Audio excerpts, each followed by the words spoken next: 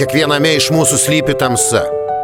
Mes dažnai bandome ją užmaskuoti šypseną, gražiais žodžiais, geraširdiškais poelgiais.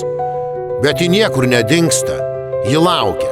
Laukia akimirkos, kai būsime silpni, kai pyktis, pavydas ar nusivylimas užgoš protą. Tamsioji pusė tai ne monstrai, ne pabaisos, o mes patys.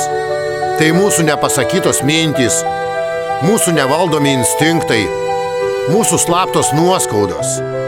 Tai žodžiai, kurių neištarėme, darbai, kuriuos norėjome padaryti, bet sustabdėme save, nežinojome, jie žeistų.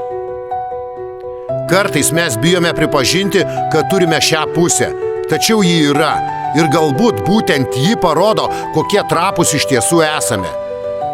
Nes kiekvieną dieną mes kovojame su savimi, su savo pavydu, pykčiu, egoizmu, keršto troškimu.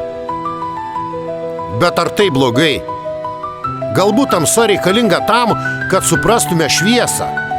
Jei nebūtų mūsų silpnybių, ar mes žinotume, kas yra stiprybė? Jei nebūtų pagundų, ar suvoktume, kas yra pasirinkimas? Žmogaus tamsioji pusė yra pavojinga, bet kartu ji yra mūsų dalis. Ji moko mus pažinti save, ribas, kurias galime peržengti.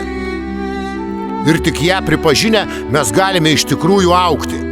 Nes tik tada, kai žinai savo šešėlį, gali pasirinkti stovėti šviesoje. Real Dreams.